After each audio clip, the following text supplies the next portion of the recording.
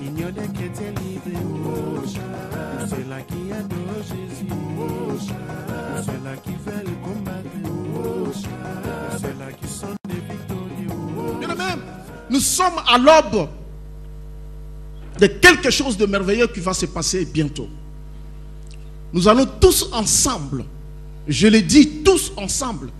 Pourquoi? Parce que Paul aussi, quand ils étaient menacés dans la barque où ils étaient menacés par des vagues, menacés par, il y avait la pagaille comme jamais. Mais cet homme-là, comme il était dans cette barque-là, il a rassuré tous ceux qui étaient dans cette barque, personne ne périra. Nous arriverons jusqu'au bout. Alléluia. Nous entrerons en l'an 2015. Personne de ceux qui sont ici ne périra. Alléluia. Personne. Même si le diable a déjà concocté des plans quelque part. Mais personne. Personne. Mais nous allons nous préparer pour y entrer. Tu peux dire amen. Un enfant de Dieu se prépare. Même si le Seigneur a fait de toi des vainqueurs. De plus que vainqueur. Mais il t'a dit, il faut que tu te prépares. Il faut que tu fasses attention. Voilà la préparation dont on parle. Si tu lis dans les livres de 1 Jean, oh, j'ai aimé cette parole. Jean dit quelque part que chacun se protège. Alléluia. Que chacun se protège. Je me suis dit, mais c'est le Seigneur qui nous protège comment? Oui, le Seigneur nous protège, il a sa part. Nous aussi, nous avons notre part. Alléluia. Dans les difficultés que tu as connues toutes ces années, ça ne marche pas, ça ne roule pas, les années se rassemblent, ta vie est devenue vraiment monotone, tu ne t'attends plus à rien, tu n'espères plus rien, tu commences à vivre au jour le jour, et tu affrontes les événements comme ils apparaissent dans ta vie. Tu as aussi ta responsabilité.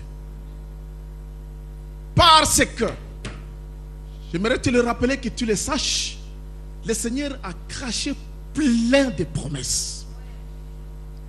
Alléluia. Il a craché plein de promesses. D'abord, il a fait de toi le co-héritier de Christ. Oh, tu peux dire amen. Il a fait de toi co-héritier de Christ. Il a fait de toi son fils adoptif. Il t'a adopté en Jésus-Christ. Alléluia. Et tu hérites quoi? Tu hérites toute la parole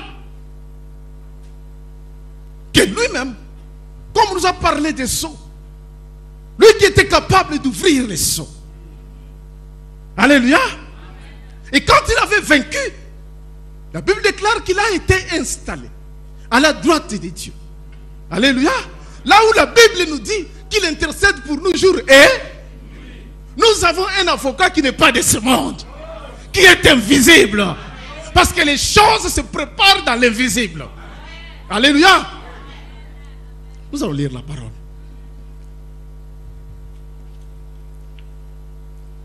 Nous prenons nos Bibles.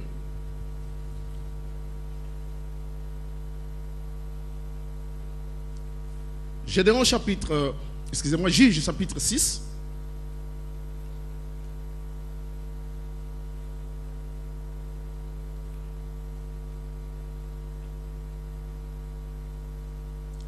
Juge chapitre 6.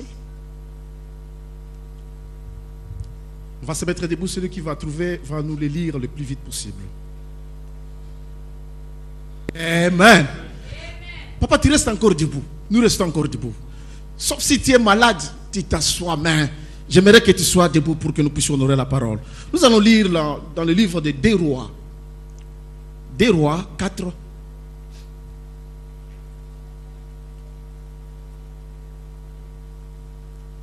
2 Rois 4, 16e verset. 2 Rois chapitre 4, le verset 16. La Bible dit, Élisée lui dit, à cette même époque, l'année prochaine, tu embrasseras un fils. Et elle dit, non, mon Seigneur, l'homme de Dieu, ne trompe pas ta servante. Amen. Amen. C'est limite là. Alléluia. Amen. Éternel Dieu, nous voulons te bénir, te glorifier. Voici ton peuple dans ta présence. Ô Éternel, qui aimerait partir de ces lieux d'une parole certaine qui s'accomplira effectivement l'année qui va commencer. Voici ton peuple dans ta présence, éternelle Dieu de gloire, qui aimerait voir la vie, la cour de la vie changer complètement, Seigneur. Et que l'année qui débute soit une année de joie. Une année où tout souhait s'accomplit. Ô Père, une année où toute personne s'accomplira en toi, Seigneur. Voulons voir ta grâce se manifester en nous tous. Père, nous lions et nous déclarons nul sans effet. Tout plan que l'ennemi, Seigneur, concoctera contre qui que ce soit dans ces lieux pour lui boucher les oreilles. Au nom de Jésus-Christ, que quelque chose demeure et agisse en nous. Au nom de Jésus. Amen. Amen. Élie dit à la Sunamite, il lui donne une parole merveilleuse. Après avoir demandé qu'est-ce que cette femme veut qu'on fasse pour elle, sur base de ce que cette femme était en réalité. Alléluia. Sur base de ce qu'elle avait fait pour l'homme de Dieu. Ce qu'elle avait fait pour l'homme de Dieu avait témoigné de ce qu'elle était au juste. Bien aimé, j'aimerais te dire quelque chose de très important. Et comme l'homme de Dieu, le modérateur nous a dit, soyons calmes et soyons attentifs. Ouvrons grandement nos oreilles pour saisir quelque chose. Je vais te donner une révélation qui va soigner ta vie pour le restant de ta vie. Alléluia. Élie a dit à cette femme, l'année prochaine, l'année qui arrive, l'année d'après, dans cette même période, tu allaiteras un fils. Alléluia. Cela voudrait dire que cette femme n'avait pas de fils. Et c'est la chose qui lui manquait. C'est la chose qui lui tourmentait le cœur. Que l'année prochaine, bien-aimé, que tu accouches quelque chose. Alléluia. Que ta vie qui est bafouée par les gens. On se moque de toi toutes les années. On se dit de lui, il n'y a rien. Même ceux qui sont restés au pays, parfois ils te disent, mais ça fait des années que tu es là-bas, on ne voit rien de bon. Que l'année que tu arrives, que l'année qui arrive, que tu accouches quelque chose. Alléluia. Que ta vie accouche quelque chose. Tu peux dire amen. Parce que cette femme, en réalité, elle s'est comportée sans demander. Mais c'est elle qui était la première à dire à son mari, faisons une chambre haute. Quand cet homme passera par chez nous, d'abord elle a commencé par accueillir cet homme, à inviter cet homme à la maison, à entretenir cet homme. Élie, le Tishbite, qui était toujours avec son serviteur, partout où il passait, il les accueillait chez eux, il entretenait cet homme. Et cela a marqué Élie. Et il n'est pas resté à ce niveau. Elle a dit à son mari, sortons l'argent, construisons. Parce qu'il a fallu construire quelque chose qui n'existait pas. Construire pas pour eux, construire pour que ce soit à la disposition de l'homme de Dieu. Cette femme s'est comportée effectivement comme une femme du royaume. Quelque part, je pourrais dire qu'elle savait ce que c'était un homme de Dieu. Alléluia. Quelque part, je pourrais dire qu'elle savait la dimension que pouvait revêtir un homme de Dieu. Ce qu'était capable de faire un homme de Dieu. Alléluia. Ce qu'était capable de faire un homme de Dieu. C'est ce que nous oublions aujourd'hui. Il a dit, sortons l'argent. Quand nous parlons de la construction, on construit, peut-être nous pensons que c'est très facile et c'était... Il a dit, sortons l'argent. Il devrait convaincre son mari de sortir l'argent et de construire. Alléluia. Mais pas n'importe quelle chambre. Quand cet homme est là, il loge dans cette chambre. Quand il n'est pas là, il ferme la chambre. Alléluia. Il ferme la chambre parce que c'était devenu un hôtel. Un lieu où Élie pouvait invoquer son Dieu. Alléluia. Cette femme a attiré l'hôtel dans sa maison. Hey. Alléluia. C'est comme si elle est allée prendre le tabernacle pour amener dans sa maison à elle. Parce que Élie était le tabernacle vivant. Alléluia. Alléluia. Chez elle à la maison. Mais il n'avait rien demandé. Malgré que les années passaient, il n'avait pas de fils. Peut-être elle commençait à se contenter, comme beaucoup se contentent, disent, mais écoute, nous pouvons même adopter. Hein? Oui, vous pouvez adopter si vous ignorez ce que Dieu est capable de faire. Quelque part, quand vous allez aller très loin, vous allez comprendre que la Bible dit que son mari était déjà vieux. C'est peut-être elle n'avait plus d'espoir à cause de cela. Amen. Il n'avait plus d'espoir. Mais quand elle n'avait plus d'espoir, c'est-à-dire qu'on lui dira l'an prochain. Alléluia. 2015. Tu n'espères plus, mais 2015. Alléluia. L'homme de Dieu passe pour te dire 2015. Ce qui était impossible les années là-bas, 2015. Alléluia.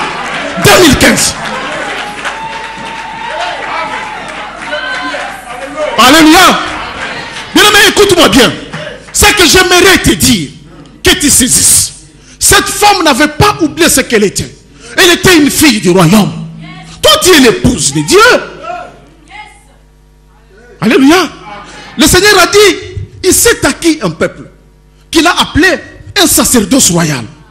Et la Bible dit, un peuple qu'il s'est acquis, qu'un peuple qui lui appartient en propre. Et à ce peuple-là, Dieu a donné plein de promesses. C'est tout simplement pour te dire que tu es un fils de promesses, fille de promesses. Alléluia. Fille de promesses. Tu ne dois pas oublier ce que tu es. Tu ne dois pas oublier ce que tu es. Quand tu commences à passer d'année en année, dans, comme on dit, dans l'habitude, oui, ça se passe comme ça. En fin d'année, on prêche toujours comme ça. Mais quand l'année va commencer, on ne verra rien. Dans ma vie, je vois toujours rien. Je ne sens rien. Rien ne progresse. Rien. C'est parce que tout simplement, tu n'entres pas dans les ainsi dit l'Éternel. L'essentiel, ce n'est pas seulement d'écouter, mais c'est d'entrer. Alléluia. D'entrer dans la parole. D'entrer dans ce que le Seigneur te confie. Comment tu vas entrer dans cela? C'est en te positionnant et en prenant des décisions. Tu te dis, l'année qui va commencer, je me décide d'être comme celle-ci. Je me décide d'être comme l'Éternel a dit. Je me décide de me comporter comme la Bible me demande de me comporter. Je me décide de me lier à Dieu. Dieu a fait de toi déjà un vainqueur. Alléluia. Jacob a combattu. Avait combattu avec Dieu toute la nuit. Il a combattu. Et le matin, au crépuscule là, il a tenu l'envoyé de Dieu. Il a dit, je ne te lâcherai pas. Jusqu'à ce que tu me bénisses. Alléluia. Bien aimé, est-ce que tu as déjà dit, malgré mes difficultés, Seigneur, je ne te lâcherai pas. Alléluia. Je ne te lâcherai pas. Mon thème, le thème qui m'a été donné, c'est 2014.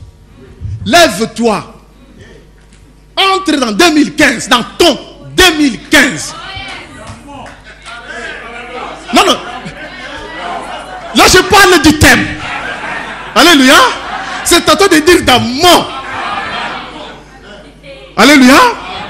En héros. N'entre pas n'importe comment. Fais-toi d'abord héros en cette fin d'année.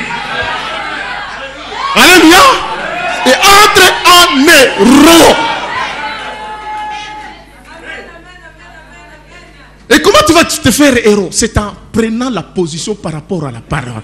Par rapport à l'ainsi dit l'Éternel qu'on a prêché là. Alléluia. Le pasteur a bien dit que ton nom est inscrit quelque part. Mais pose la question que réellement mon nom est inscrit quelque part. Alléluia. Est-ce que réellement mon nom est inscrit quelque part?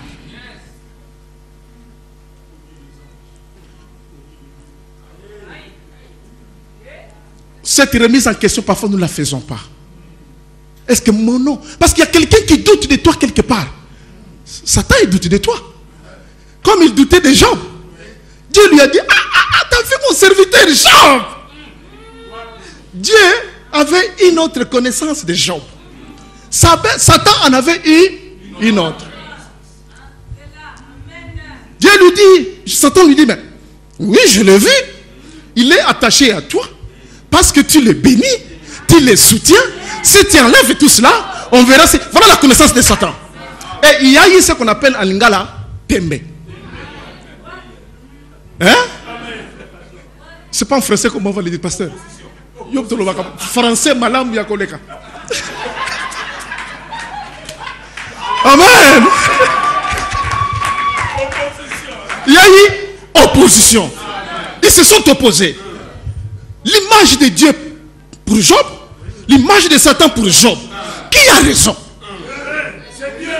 Alléluia. Et Dieu a dit, ok, on entre en match. Alléluia. On va voir. Alors tu descends sur le terrain de Job. Moi aussi je serai derrière lui. Alléluia. Et toi, comme toi tu connais que c'est à cause de ma bénédiction, va, retire-lui toute la bénédiction. Alléluia. Prends tout. Et on verra si c'est toi qui as raison ou c'est moi. Amen. Satan a une image de toi. Tu dis que ton nom est inscrit là-bas. Peut-être il dit, mais ton nom est inscrit où toi? Hein? Quand on fait des veillées dans ton église, là tu dors, non? Tu somnoles, non? Alléluia. Quand on dit, avec qui t'a dit, mais parce que Dieu t'a donné le souffle et que tu travailles, c'est cela les droits de Dieu. Mais tu résignes, non? Tu ne veux pas donner. Et il te réclame à cause des œuvres qui sont en toi. Alléluia. C'est là où j'ai dit que apprends à prendre position ce soir pour entrer dans 2015 en position de vainqueur. Alléluia. En fait de compte, c'est Dieu qui avait raison. Parce que l'amour de Job, l'attachement de Job à son Dieu n'était pas lié à un désir, à un besoin matériel. Alléluia. Mais pourquoi tu quittes une église? Parce que ici je n'ai pas trouvé un mari. Ça veut dire que ton amour pour cette église là où tu étais, c'était parce que tu cherchais un. Comme ça prend longtemps.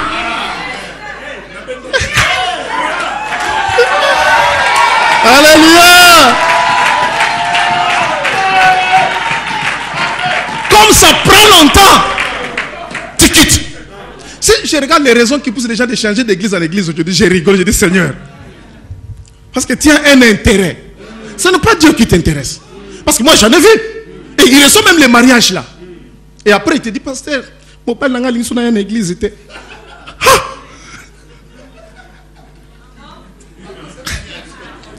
Alléluia. Mon mari ne veut plus que je vienne à l'église. Tu sais, la Bible dit que le mari est le chef de la femme. Hein?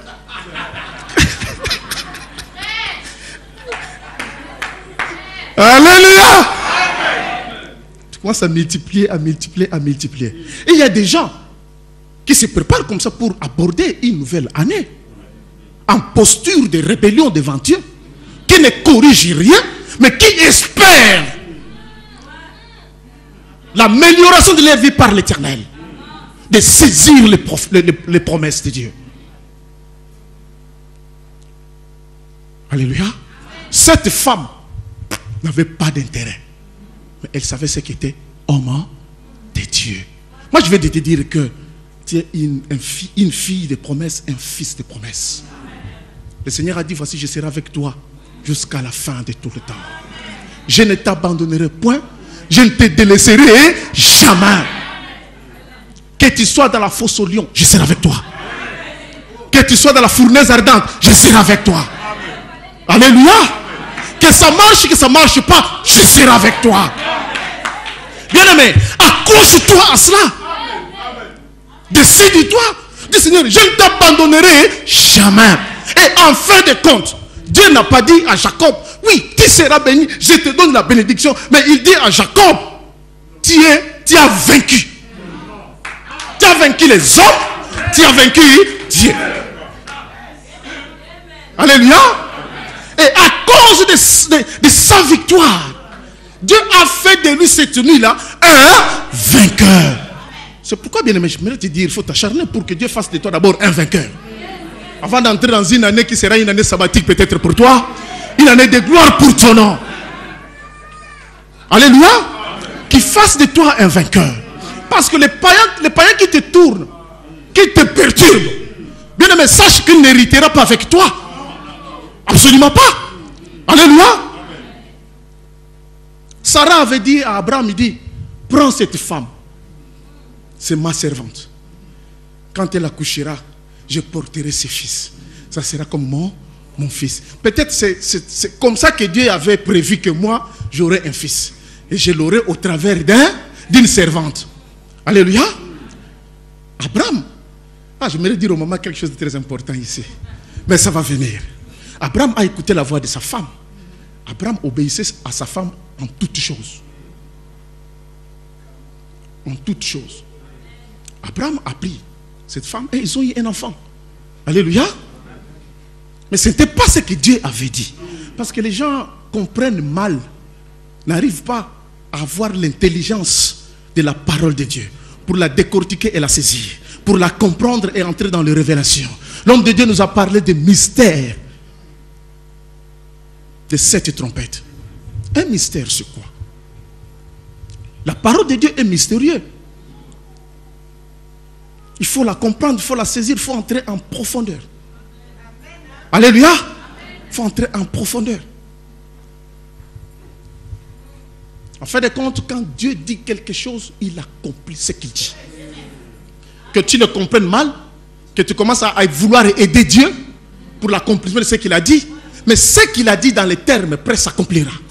Alléluia. Sarah, malgré l'âge, a eu un fils. Le fils de la promesse. Alléluia.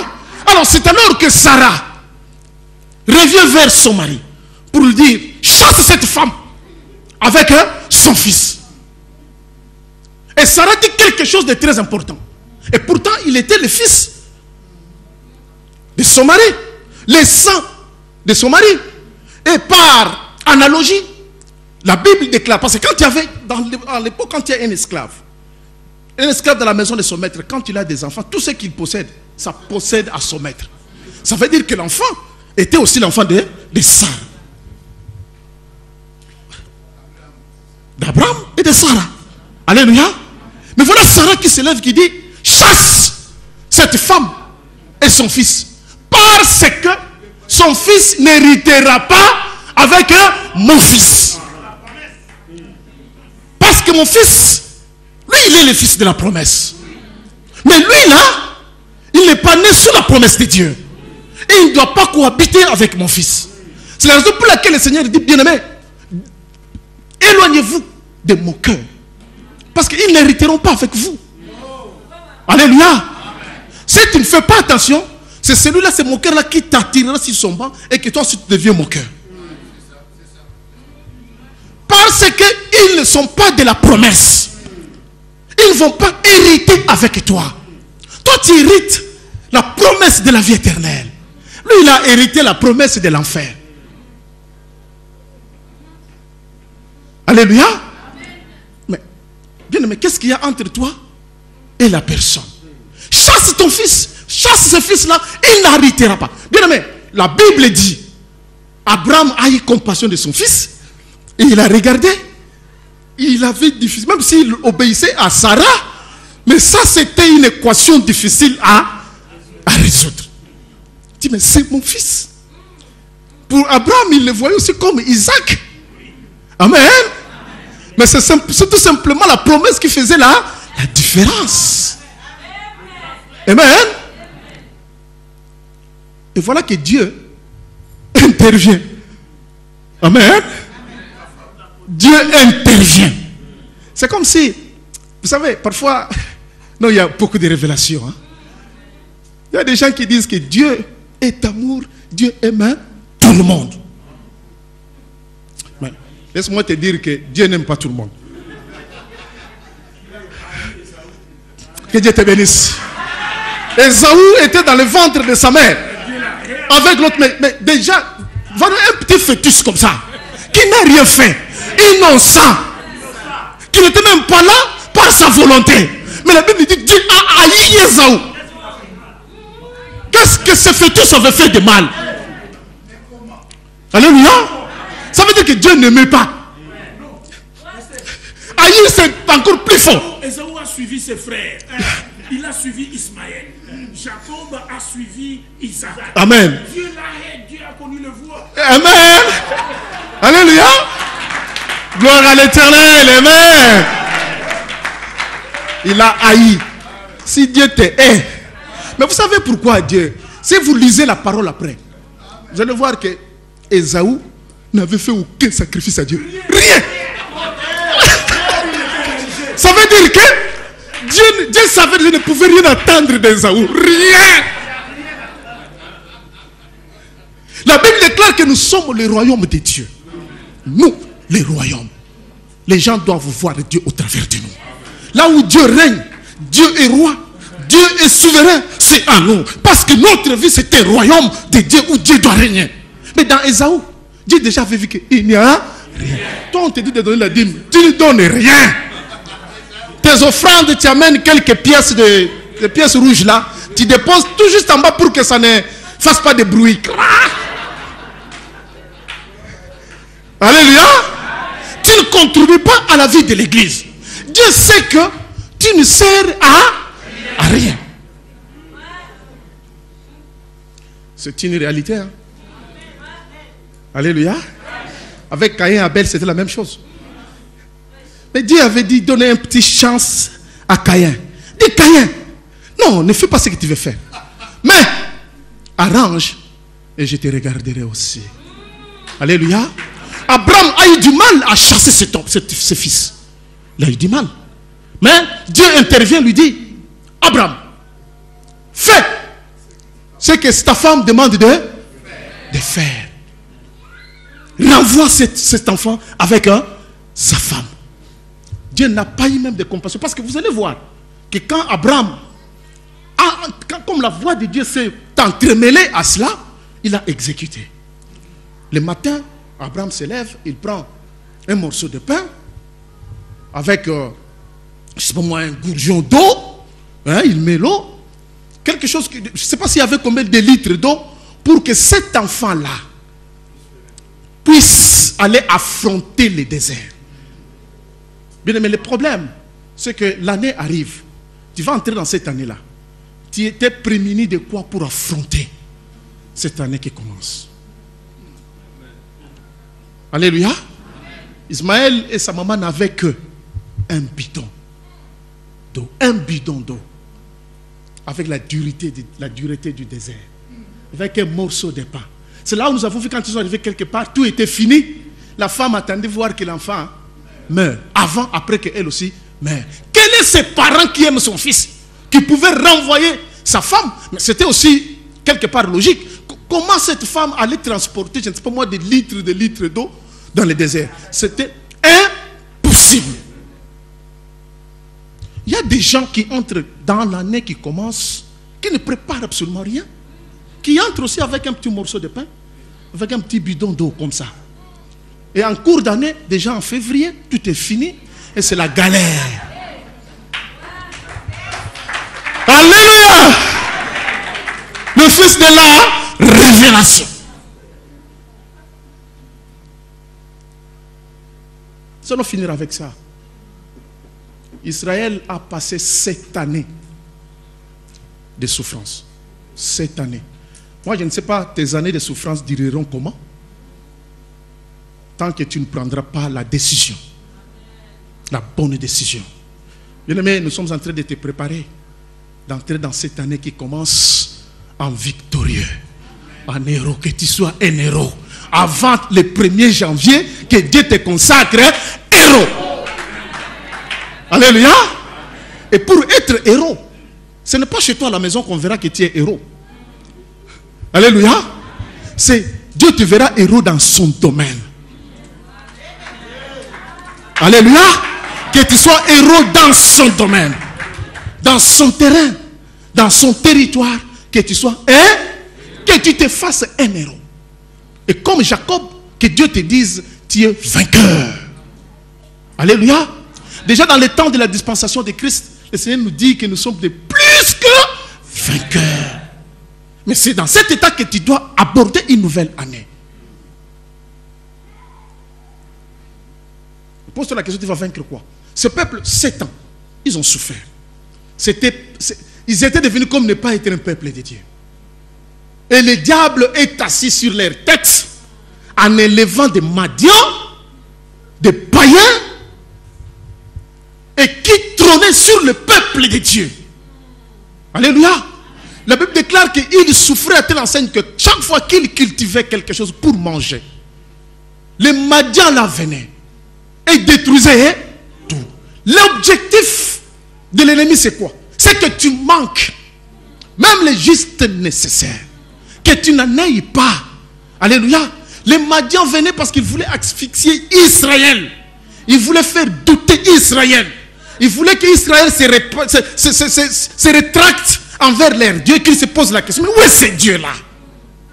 Chaque fois qu'il faisait quelque chose, il venait pour détruire.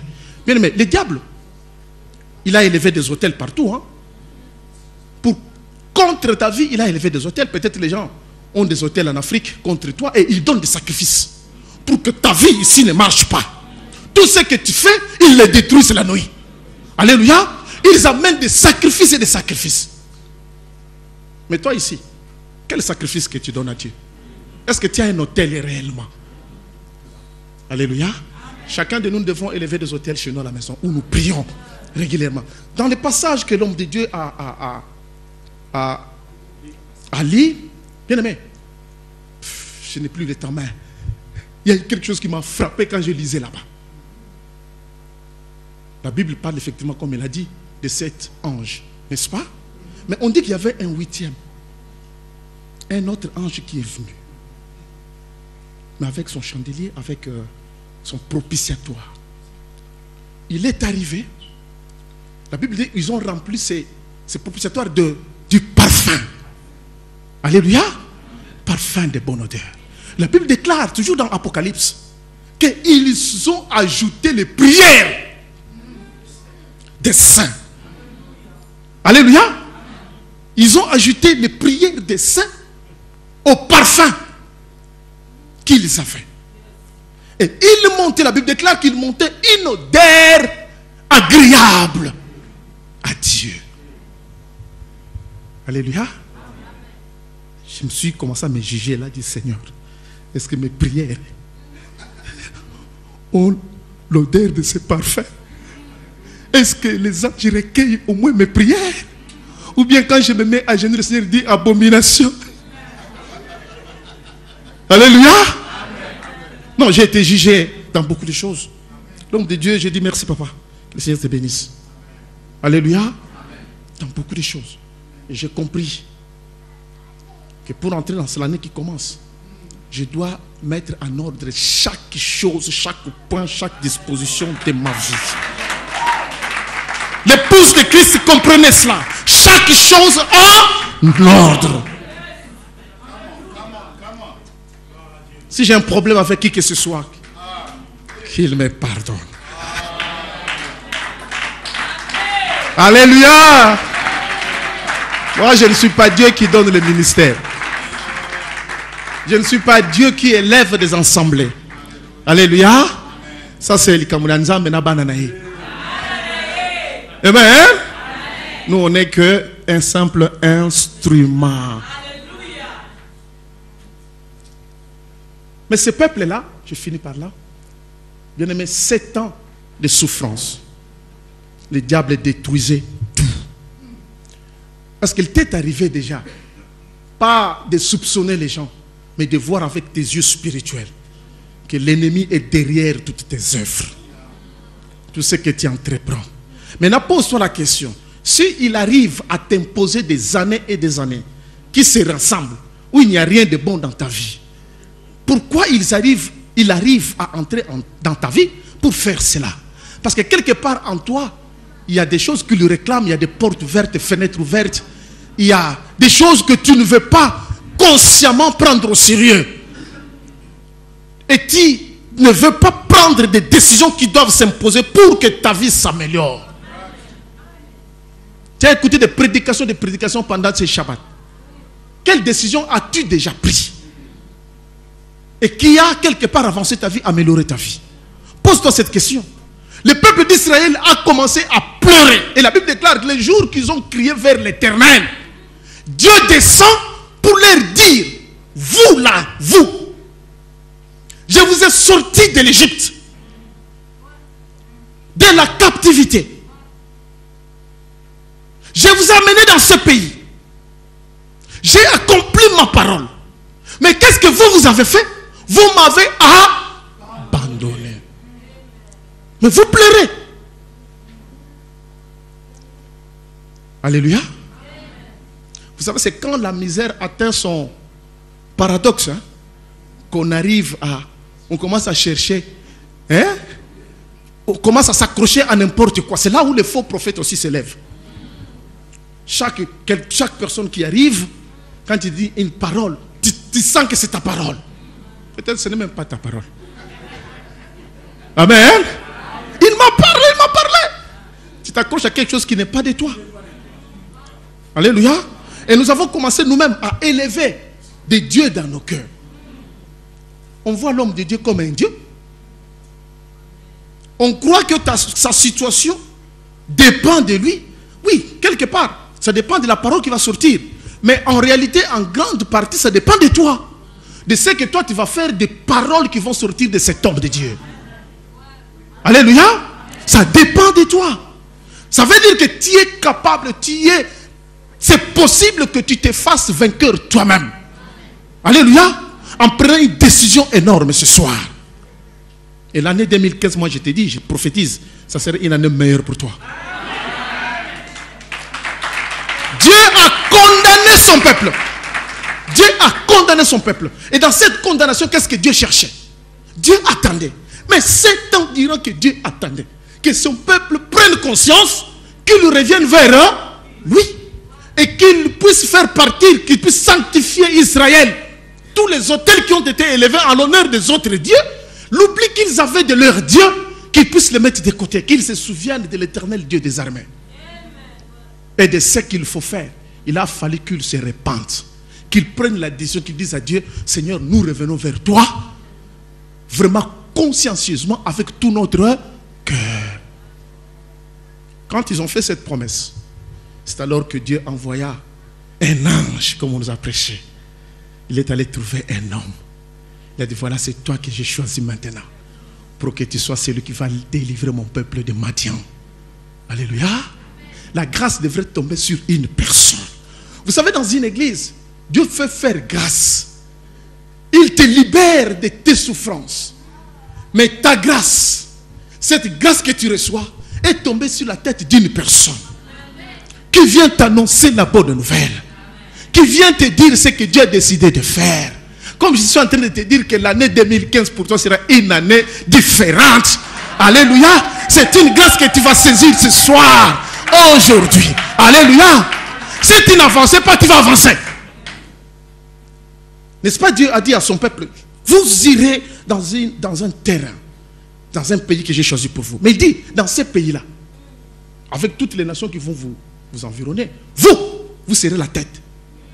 Vous ne serez pas là, la queue. Dieu a créé la différence entre son peuple et tous ceux-là qui n'étaient pas de lui. C'est pourquoi Dieu dit, la parole déclare qu'on verra de nouveau la différence. Mais pourquoi la différence, on ne la voit pas? L'homme de Dieu a parlé des gens qui ont l'onction d'adultère. Ça, j'en ai vu. Et qui exercent cette onction dans la maison de Dieu. La malédiction de Dieu sur ces gens-là. Qui troublent l'église, qui troublent les sœurs dans l'église, qui troublent les frères dans l'église. Parce qu'ils y viennent, non pas parce qu'ils doivent y venir, mais ils y viennent parce qu'ils ont besoin de quelque chose. Mais de scandale en scandale, ça continue. Il n'a jamais pris la décision d'abandonner. Il est ici, en dehors là-bas, c'est une autre image. Satan le connaît autrement. Alléluia. Là, il vient faire de l'hypocrisie. Bien-aimé, le Seigneur dit à cet homme, Maintenant, lève-toi. Tu vas libérer mon peuple. Cet homme aussi dit, Seigneur, mais je vais libérer ton peuple, mais avec quoi? Amen. Dieu dit, avec la force que tu as. Avec la force que... Mais lui, il ignorait qu'il avait une force. Il dit, mais il a mal compris. Il dit, mais je viens d'une famille pauvre. Parce que les gens pensent que la force, c'est seulement l'argent. Dieu à nous, c'est une force qui est au-delà de l'argent et de blindés de ce monde. Dieu à nous, c'est une puissance qu'aucune autre puissance ne pourra défier. Alléluia. Va avec la force que tu as. Bien-aimé, entre en année 2015 avec la portion de la parole que tu as saisie ce soir. Amen. Que Dieu soit béni. Gloire à Dieu. Alléluia. Amen. Mais nous allons faire quelque chose. Nous allons faire quelque chose.